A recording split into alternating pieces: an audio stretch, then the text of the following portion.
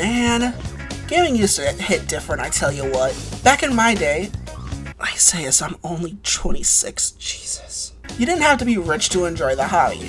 Okay, now I'm just being nostalgic. Even if big companies drop the ball and keep jacking prices up, you have wonderful indie developers selling you life-changing experiences for only $20. Okay, even for non-Team Cherry examples, Steam is still a wonderful treasure trove of games for the budget-friendly consumer, and you can often dip into the selection of retro PC games and walk away with dozens of classics. The entirety of Deus Ex for actual pennies on the dollar? Exultant. I suppose the more things change, the more they stay the same. See, in the 5th and 6th generation, you'd have to beg your parents for the latest games, and they'd often say no. However, you were in luck, as bargain bins often held cool-looking games for cheap, and if that were to fail, the budget game would come to save you. Often you find this cool-looking game for cheap, like, ooh, what's this boxing kangaroo game about? Then you get home, slap it in your Dreamcast, and Is fucking Crash Bandicoot. You must understand, however, that even if these games were clones or knockoffs, that doesn't always mean they were bad. Sure, True Crime Streets of LA ain't no Vice City, but it hits it just as well in its own special way. However, rarely budget game developers weren't satisfied with being replacements, and tried their hands at ridiculous new ideas. Enter Shin Combat ChoroQ, or as the English version is called, Now, Choro Q, that name I'm tangentially familiar with. To my knowledge, it's a series of racing games that attempt to blend pure arcade racing fun with role-playing game elements. Which begs the question of why is this now a tank combat game? Searching up more info on it brought up some rather interesting results. Why is there fan art of this game? Why is it yaoi? Why is it on Fur Affinity of all websites? I feel I'll never get answers to any of this, so why do I even bother? Now, I have no proof that Seek and Destroy was in fact a budget game. I can't find a price anywhere. But I can tell you, picking up a physical copy won't break the bank, and there's no way in hell it did new because my parents would have never grabbed it back then. We were on a serious budget. I don't even recall where I got it. It's just always been there, as long as I can remember. And given by its rather cheesy box art, I say we're in very good hands. Seek and Destroy was developed by Takara, who were the long-standing developers of the Choro Q franchise. They also worked on porting a ton of SNK games, so maybe we really are in good hands. The curious ones here are Conspiracy Entertainment. Okay, Conspiracy Entertainment, where have I heard that name before? Okay, so they were mostly publishers of licensed trash, with a few gems like Record of Lotus War and Enclave in there. What else have I heard them in? They also made the... We're fucked. The intro leads us into the surprisingly coherent plot. The world is Quay-War, and the Q-Stein Empire launches an all-out attack on pretty much everyone. Soon they land on the shores of the Kingdom of Proton, and despite a valiant effort, Proton is pushed back to one final town. Is that Riva Genders? Cue main menu and we get to pick our first tank, and already there's a lot to decide and play with here. The game doesn't tell you what any of these do, but hey, at least you get options, and you can change after the first mission anyways. I pick a Matilda 2, and we launch to the first mission, Beacon of the Counterattack. First things first, I kinda like the graphics of this game. They really attempt to sell you with what they can with the $5 they had to make the game. So there's pretty basic textures on everything, but the tanks are really well modeled for 2002, and the smoke effects when firing and the destruction effects really do their damnedest to sell this rather silly world as a battlefield. The music is also pretty decent. It's got a good bit of your standard military, but it's much more uplifting and makes decent use of synthesizers. The sound effects are also pretty decent too, when the game remembers to play them. You'll notice if you spam shots, like only every second shot gets a sound effect.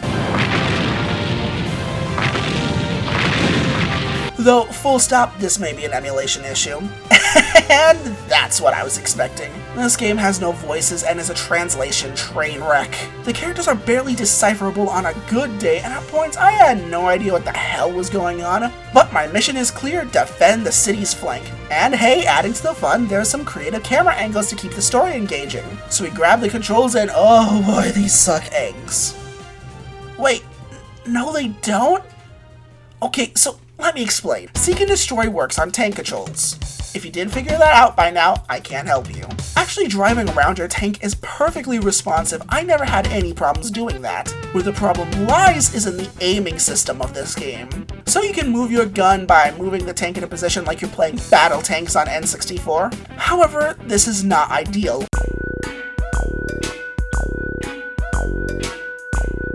So you can also move the turret using 2 buttons to aim the gun independently of where you're moving. This allows you, for example, to dodge enemy fire while seamlessly returning your own. However, you can also aim the gun left and right and up and down by using the right stick, and this is where the problem starts because you're given no aiming indicator. Not that this would be useful anyways, because the main guns in this game have bullet drop. So you kinda need to guesstimate where your barrel is, and the default controls and camera make this a chore. So, change them! Much like Armored Core, you're allowed to change the controls to whatever feels good. Want to only use the rotation buttons? Focus on them. Want to make them a third-person shooter? Just be sure to set the game to camera 2 to follow the turret and not the tank. So we finally get to shooting, and it's pretty good actually. Nice particle effects, making it pretty satisfying to lay into your enemies. Once you actually get into the midst of combat, you'll find that so long as you keep your gun to the ground, you'll have no real problems tracking and taking shots. Soon enough, the Q-steens are repelled, and we're given a payment on our choice of tank. Wonder what this is about. We're told to march into our next objective, but this is a horrible idea, so we head back into town first. Here we find some useful supplies like a shop, a garage, an arena, and a heliport. Say, you remember how I mentioned Armored Core? Well, that's because this game really ended up reminding me of that game. Tanks are broken down into 10 or so components that you can mix and match to your heart's desire. There's actually a lot that goes into this. You have to take in mind your tank's armor and its weight capacity, which also affects its speed. Lastly, certain weapons can only be put on certain tanks, which are indicated by these 3 letters. There's the reasonable stuff to engine speed and gun type, but things quickly spiral out of control with the special parts, which can let you fly? Or swim in water? And your guns aren't kept to being realistic. You can get a nasty spread shot, frickin' laser beams, or the actual fucking Shinku Hadoken. So things can get very silly very fast. And then there's the turn gears. I have nothing to say other than you have to buy your look sensitivity. That makes sense on a tank, it's just hilarious to me. If you want to trick out your tank, you're gonna need more cash than what a military paycheck can afford you, so you can hit the arena to win money and buy new tanks by battling them here. These fights aren't nothing special, but they're an easy way to get some extra scratch when you're in the pinch. There's also the so-called expert arena, which is a lie. It's a bunch of mini games. However, a lot of the mini games require you to have specialized equipment. So in the early game, they're cost inefficient, and by the time you have disposable income, you have too much, rendering them completely moot. And the airport allows you to fast travel between the towns. Kind of a useless feature because the map is so small, but hey, it's free. The next mission really introduces you to the open warfare that the game will have, and it kind of gets you up to speed about how the rest of the game is going to go. Essentially, you're dropped into an area, and you have some sort of mission to complete, often with a fail condition of some kind. You could be stopping a transport, you could be wrecking all the tanks, you could be destroying things in under a time limit. Once you get used to the controls and have a tank set you like and gotten to grips with, you'll notice a few things. 1, the game is actually very easy. 2, it's also very easy to die. Congratulations, you contradicted yourself, you bitch! What I mean is that missions and outmaneuvering the Q-steens is easy, but you're given 1 life bar for the entirety of a mission, and there's absolutely no way to refill your health. With the slight exception of there being multiple parts to a mission, so it's all too easy to take enough shots to cark it. Still, this mission shouldn't give you any trouble, and now we have enough scratch to buy ourselves some new sub-weapons. And holy hell, these are fun! They run from machine guns, flamethrowers, and their ilk, to raining death and RC tools of destruction! So there's something for even the most discerning of death-bringing connoisseur. The next town is Tugjil, okay, which isn't that important at all at any point in the game, so why the frick does it exist? We rescue a major in a neat jungle mission and head to Naldnik, and okay, let's talk about the names. Can we talk about the names, please, viewers? I've been dying to talk about names. Revagenius, Bacherit, Zamniel, fucking Gloonstat? Who localized this game? Oh yeah, the Ninja Bread guys, I forgot. Something I didn't mention previously is that occasionally you're given multiple missions to complete, the vast majority of which are mutually exclusive, giving you a good reason to replay the game to get the new tanks you missed out on and a new story path. For example, you have a mission to liberate the Proton capital, of which I will not even attempt to pronounce again, or you can go liberate No Dick. And this is a perfect example of easy yet easy to die. All the tanks here have advanced weaponry and they take a lot of punishment to put down, but that's not what you're here for. You need to smash up these 4 10A in a time limit. If you try to fight everyone off, you'll get eviscerated. However, run like hell and focus on the objective, and what do you know, you're in and you're out. But after that, what's this? A villain escapes. You follow it and get into a boss fight with a flying enemy. This isn't going to be pleasant, because flying fighting enemies is horrific depending on your weapon types or sub-weapons. Got the missiles? You're in good hands. If not, pick a god and pray. Bounce the boss, then liberate the capital with an all-out war of a mission. Kick freaking ass. And also, despite looking like a democracy, Proton has a king. Don't you just fucking hate? Well, finally, you roll up on the last bastion, the final stronghold of the Q-Stein on this island, and it's a rather tough fight, requiring you to go across an entire battlefield and have you and your friends escape in one piece. After that, there's some optional missions in the snow you can play with. First off, the developers paid enough attention to make you realize that the snow slows you down without the proper equipment. And this is the first of, I'd say, 3 missions or so, where you're forced to have certain equipment to progress. Enjoy. If you can't avoid the night mission, you'll have to go without a sub-weapon for a while. Yeah, fuck you too, game. After these missions, you can end up fighting, Oh, fucking snowplows! After your adventures in the snow, it's time to get your feet wet. No, literally, there's a single mission, and the entirety of a battle arena, stuck in the water. What the hell was this? I was playing World of Tanks not a minute ago, and now it's World of Warships. No, I'm not sponsored, fuck off. And this mission is weird. There are full-blown battleships, and yet they go down to a single tank's worth of fire. Now, I'm no expert on military strategy, but I'm pretty sure one of these is significantly bigger than the other one. And well, you finally saw all Shin Combat's tricks. The rest of the campaign is basically the same. You go here, liberate towns, fight in arenas, you start drowning in cash. There's 3 really cool boss fights before the final boss. Which, okay, we're just getting yada yada away the Q-Steins will, because despite playing for 2.5 hours, you're 66% done if you stick on the main path. Now, I don't really want to talk about the other bosses, because I generally think they were all pretty neat surprises, and throw everything you think about this game will do out the window. So we're just gonna end up skipping to the Emperor of the Q-Stein Empire himself.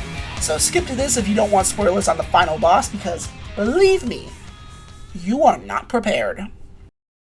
Think you're prepared enough? The final mission forces you to completely destroy what's left of the Q-Stein tanks up to this point. You leave no survivors in your bloody wake. Wait, that's too dark for a teen game. Anyways, kill all the tanks and the door opens for you to reveal the Emperor's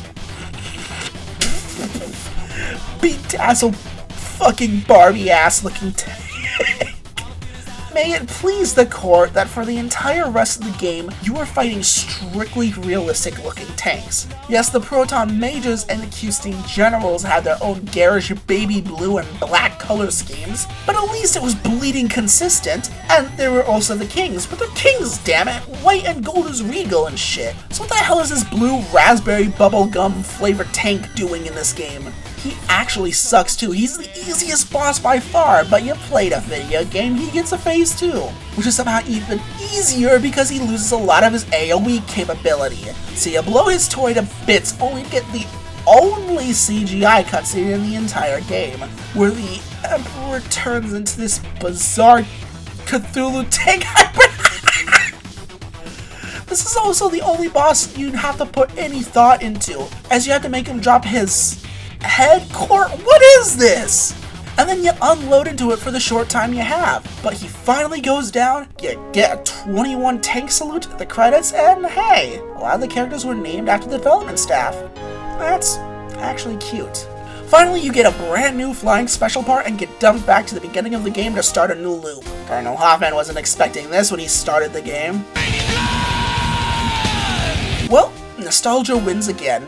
I really enjoyed coming back to Seek and Destroy. Sure, it had a lot of issues, but for the maximum of $20 I paid for it when it was new, and hell, for the maximum of $12 you'll pay for it now, or fuck it, emulate it, that's what I did, I'm not your dad.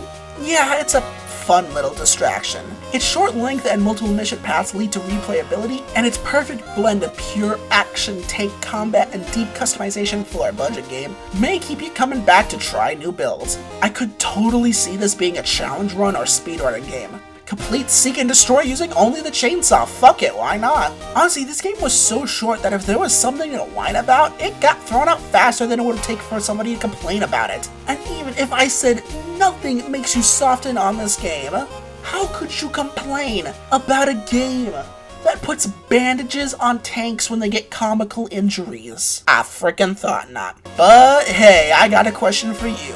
Do you know of any obscure games or forgotten franchises? That game only you and your friends seem to know about? That title you heard in hushed whispers on the school playground? Or those entries that seem like a fever dream you had a million years ago? Drop them in the comments and your game may just get featured on this channel. My name has been UnbornDecay, and I will see you on the other side.